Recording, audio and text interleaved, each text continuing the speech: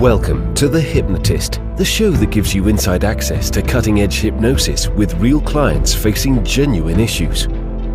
Brought to you by the hypnotherapist demanded by celebrities, CEOs, and even royalty, Adam Cox. These recordings took place live from Adam's clinic in London's world-famous Harley Street. This podcast features powerful hypnosis, so do not listen while driving or operating machinery. This recording is not suitable for those with epilepsy or severe mental health issues. So, get yourself comfortable and enjoy today's episode of The Hypnotist. Hi, it's Adam here, and in this episode of The Hypnotist, you'll be listening to a hypnosis session that I did with a gentleman that was successfully losing weight, and he was losing weight steadily over a period of time, but there were certain fears that he had.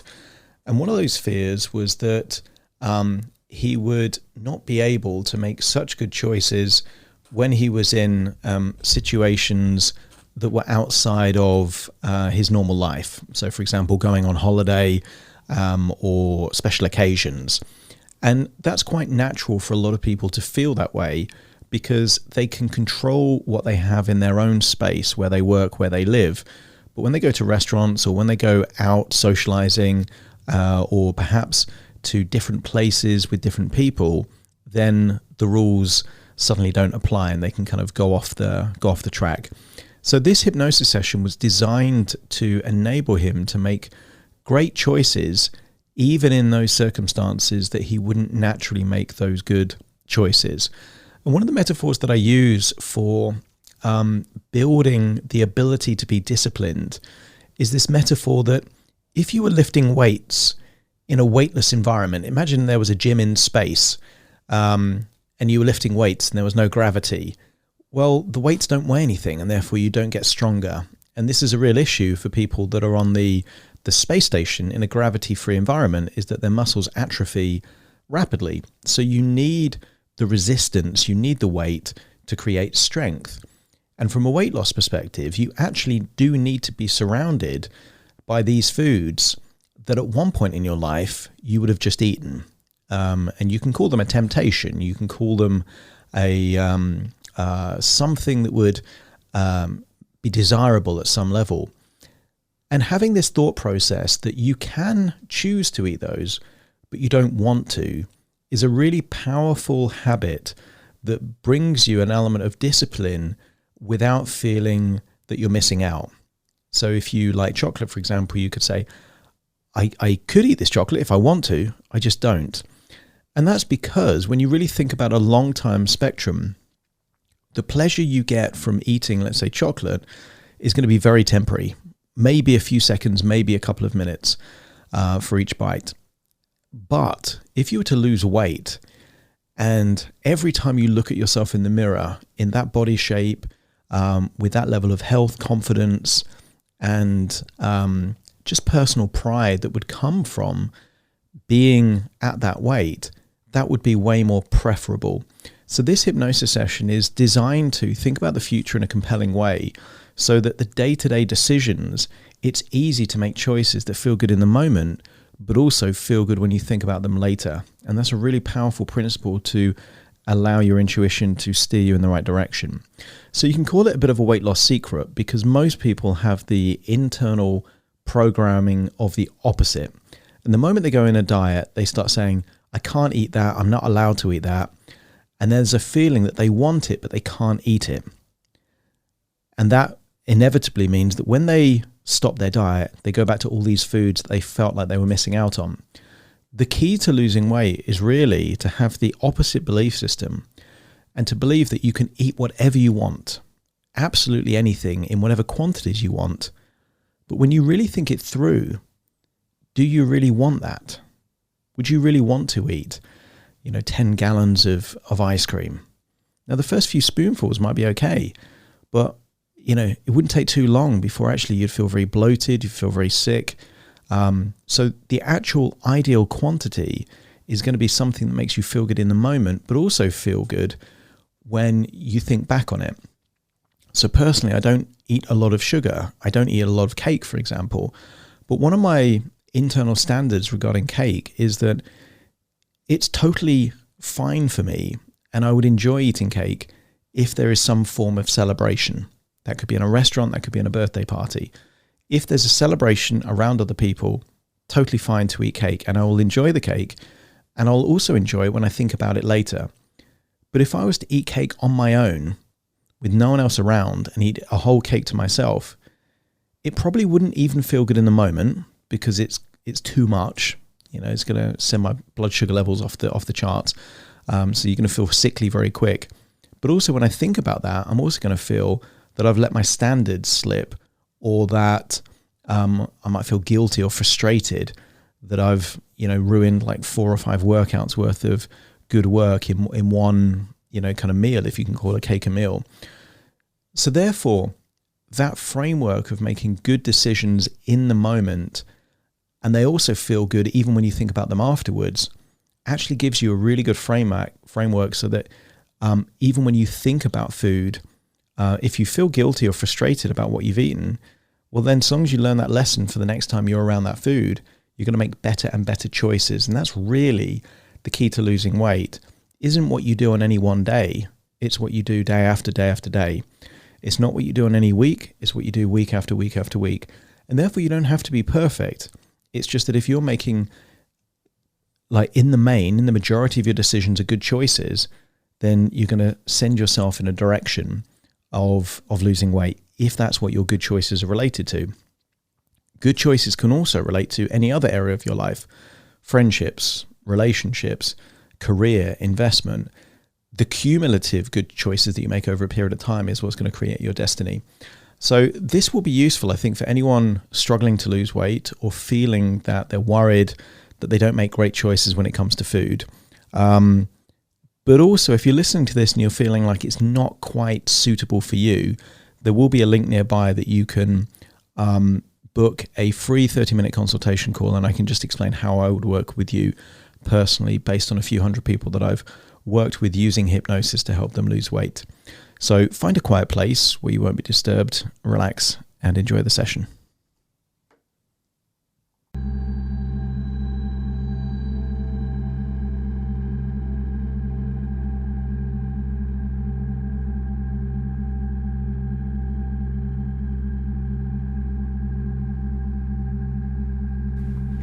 Take a deep breath in, and as you breathe in a resourceful feeling of relaxation, and as you exhale, that's it, close your eyes, and in doing so, just allow your body to sink into the chair.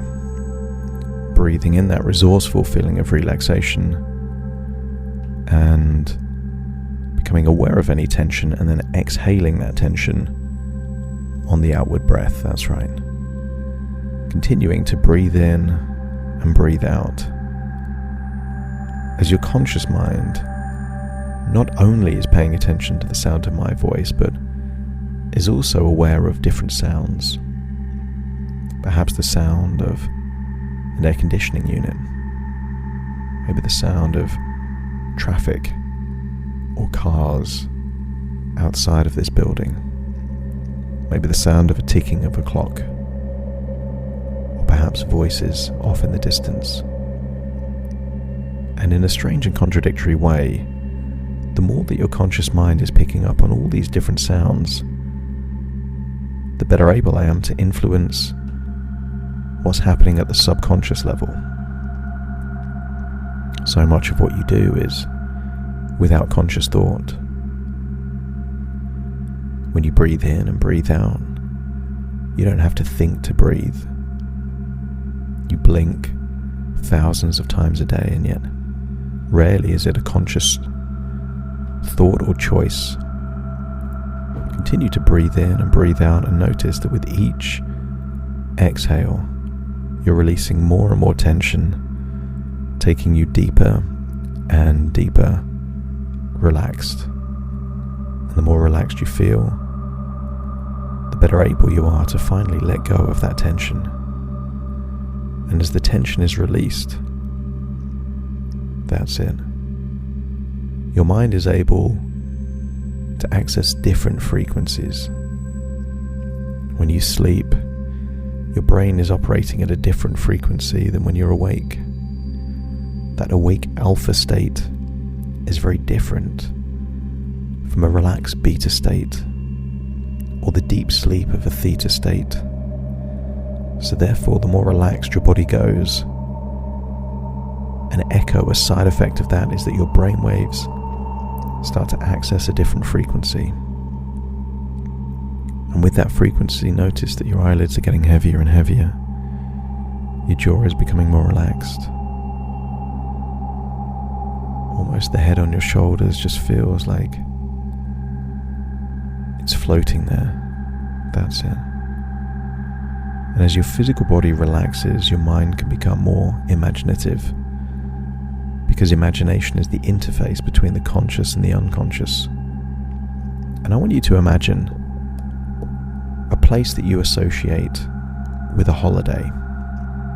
Maybe it's a beach, maybe it's a pool, maybe it's nice countryside. Whatever it is for you is exactly what it should be.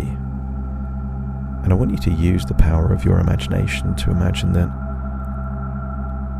perhaps you're going back in time or into the future to that place that you associate with a holiday.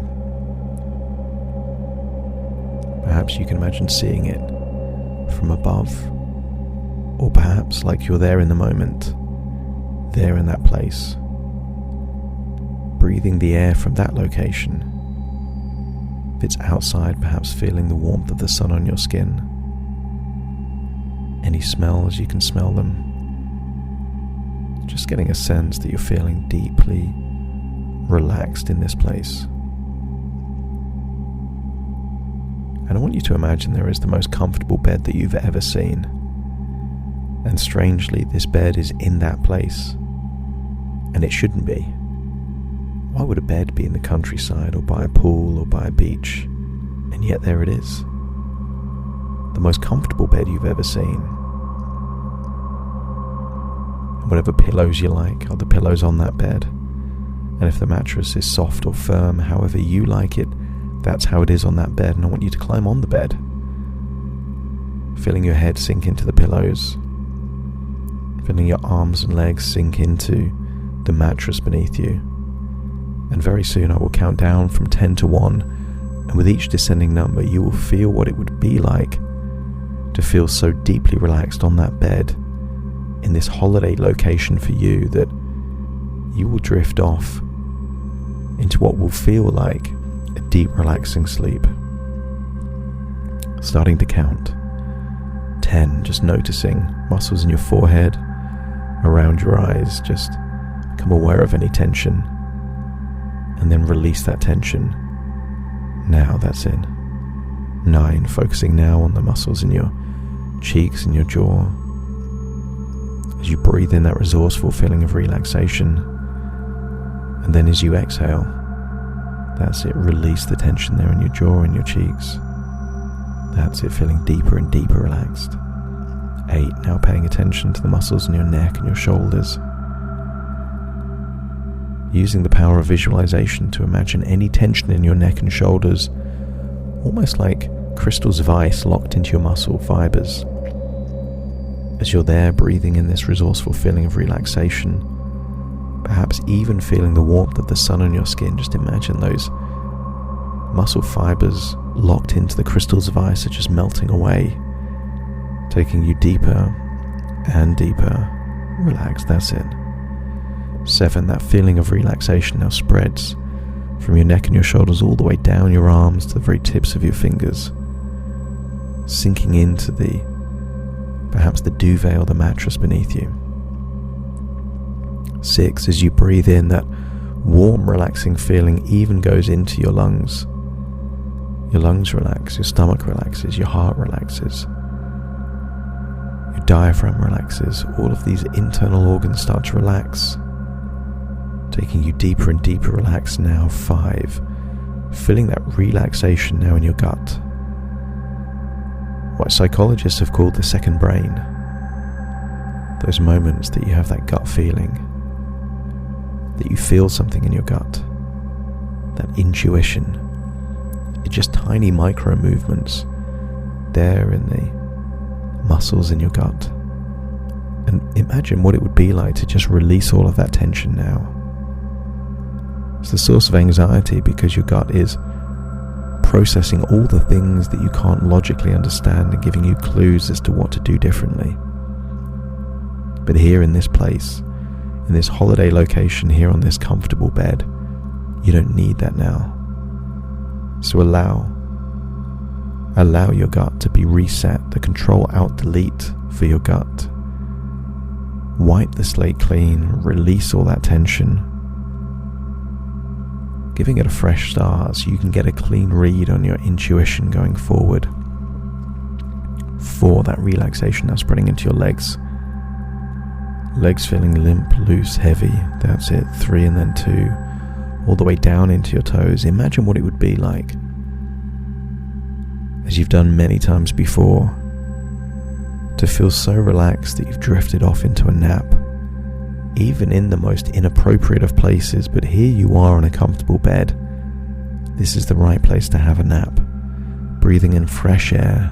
That's it. 2 and then 1. Imagine what it would be like to fall asleep there on that bed, outside, fresh air, sun on your skin. That's it.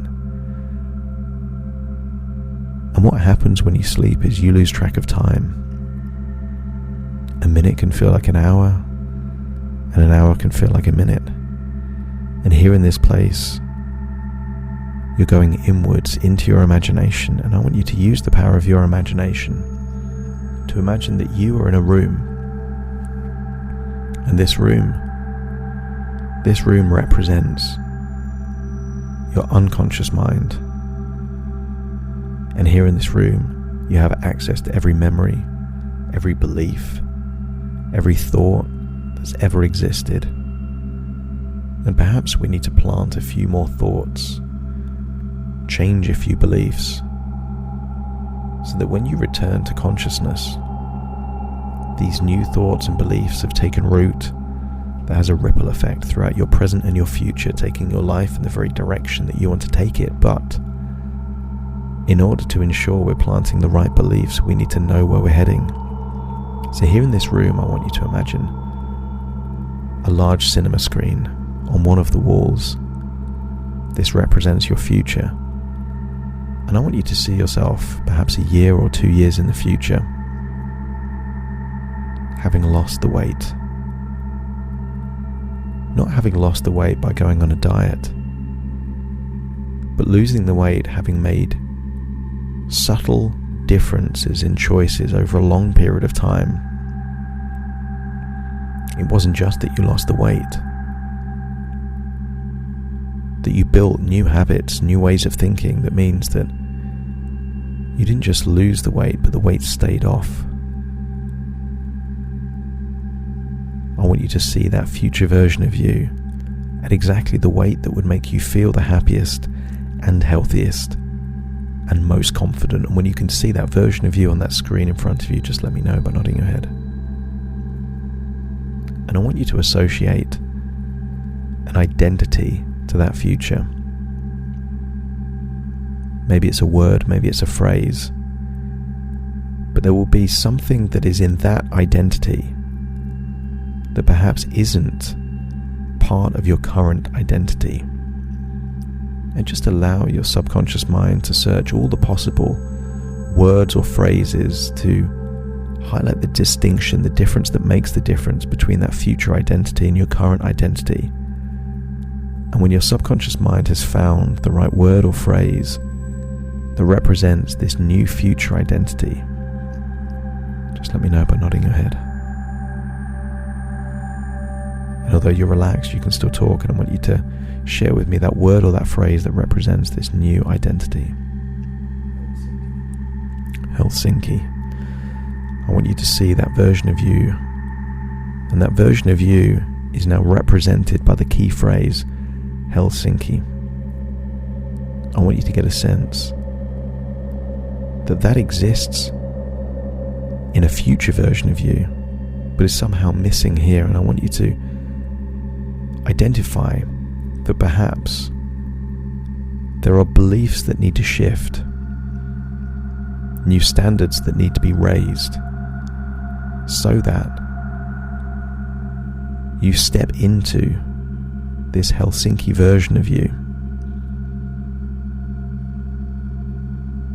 your unconscious mind already knows what needs to change.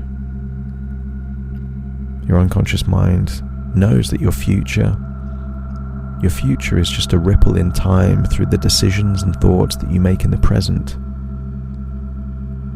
And if your unconscious mind knows what changes need to make for you to become that future version of you, just let me know by nodding your head.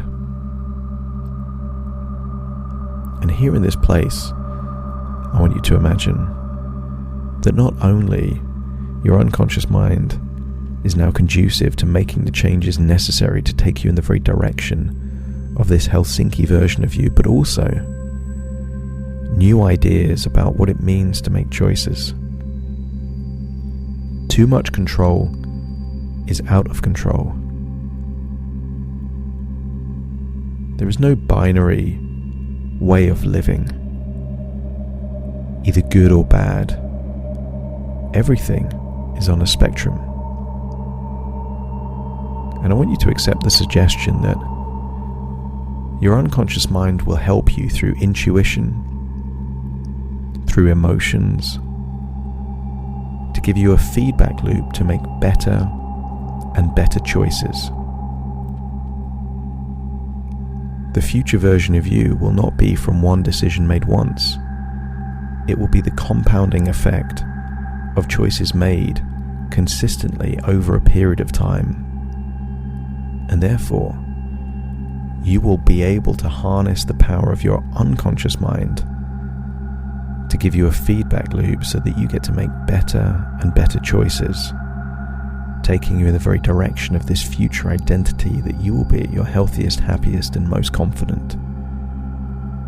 And one of these suggestions I'm going to give your unconscious mind is the clue to making great choices are choices that feel amazing in the moment, but also feel amazing when you think about them several hours after you made the choice.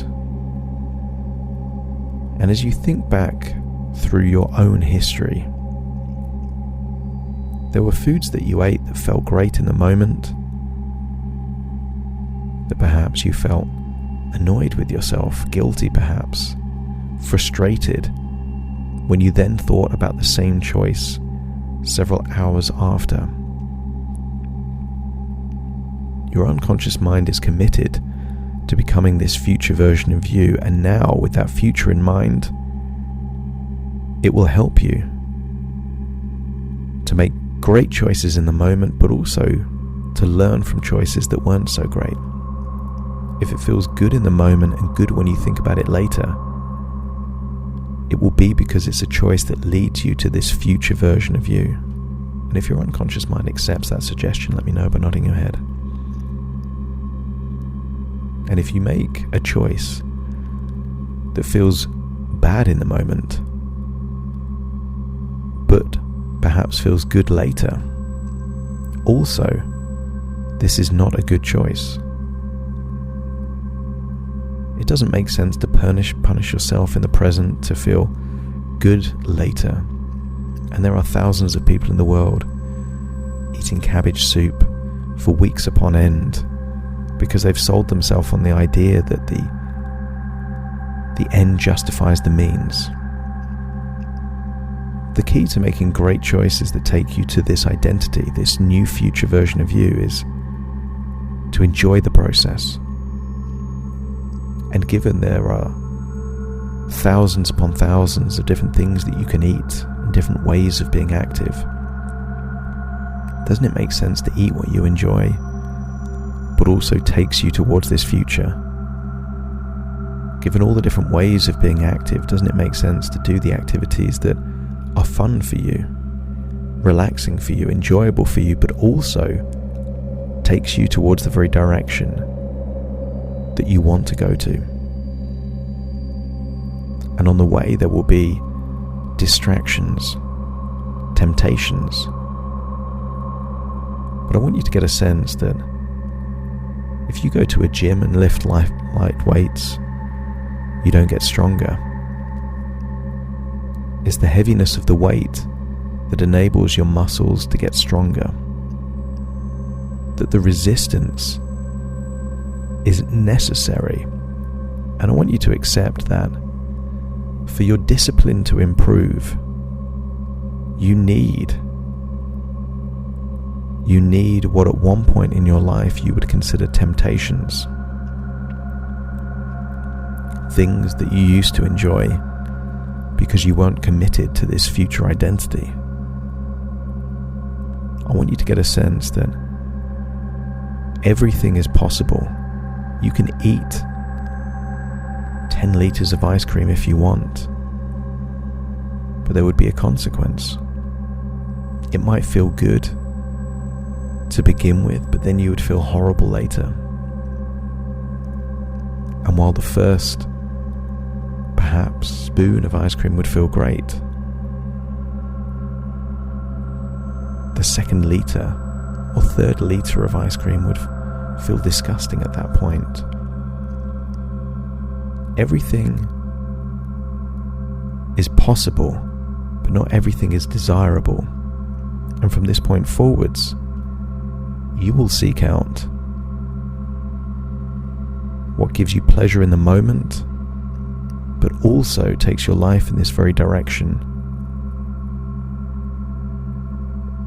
this Helsinki direction. I want you to imagine that you can see this screen, this future version of you, and then I want you to imagine there is another screen next to it, showing all the possible temptations that could derail you from this future. Takeaways with high-calorie food with excess portions.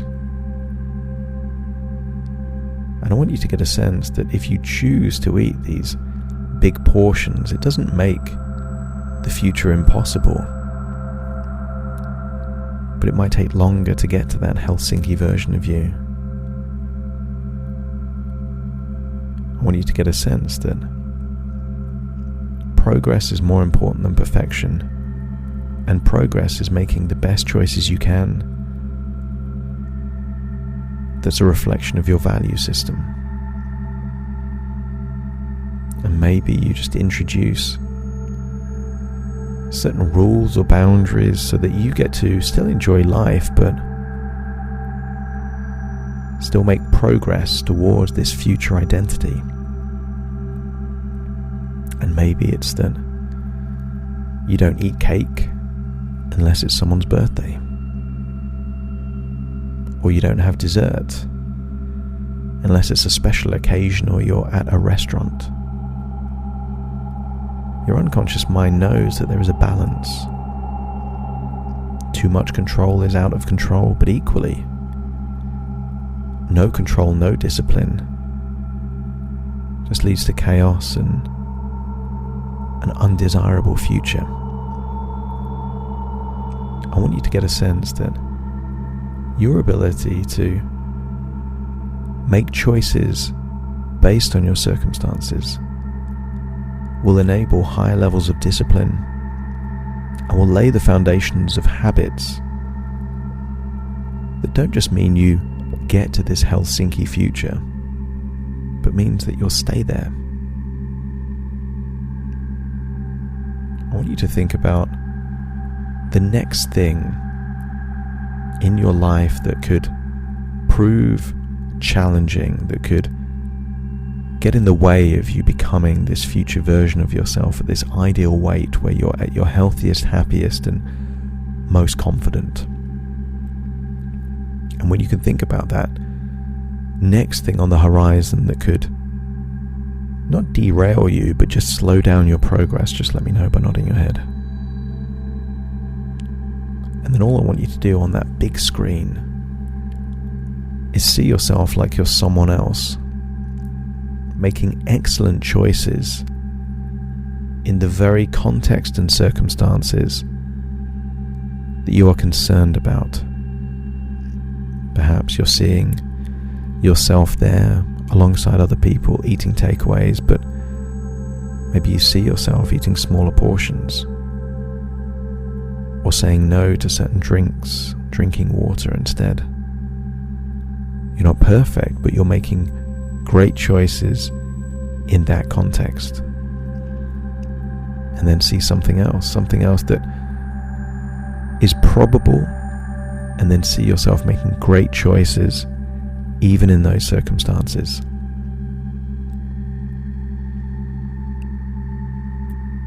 And then I want you to also see that one bad day is not sufficient to derail your progress. See yourself indulging too much, eating too much, making the wrong choices. But then see that so long as you reflect and learn from that, and then make better choices the next time, actually that has been a useful and essential part of your journey. I want you to mentally rehearse all these different things that could slow down your progress or steer you off course, and then see that you've either got the ability to make great choices in those circumstances, or to learn from those moments where you went off track to enable you to go off track less often in the future. See them in advance. Forewarned is forearmed. Temptations are necessary to build discipline. Without temptations, there is no choice. And your future version of yourself will come from great choices. But great choices can only come if there's choices that can be made. You get to choose what you buy when you're in the supermarket, what you order from a menu, how much and what you eat on whatever plate is in front of you. All of these are your choices. There is a future of great choices, the Helsinki future, but there is also a future of bad choices. And the worst choice that you can make is the choice as to what it means to fail. Some people have the definition of failure of not reaching their outcome. But the true definition of failure is giving up. It is impossible for you to fail unless you completely give up on the objective of becoming this future version of you that you can see on that screen, looking healthy, happy, and confident.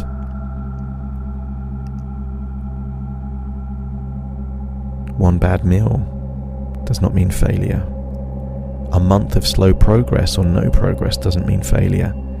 The only way you can fail is to give up and go back to doing the very things that led you to reach the weight where you weren't happy, healthy, or confident.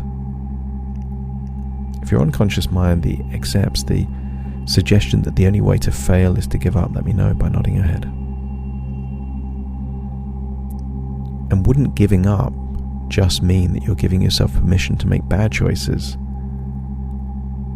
And those bad choices would simply mean that you're heading towards a different identity, perhaps the opposite of Helsinki. Your future will always be a reflection of the choices you made over a period of time. The only question is, are they going to be choices that feel good in the moment and when you think about them later, or not?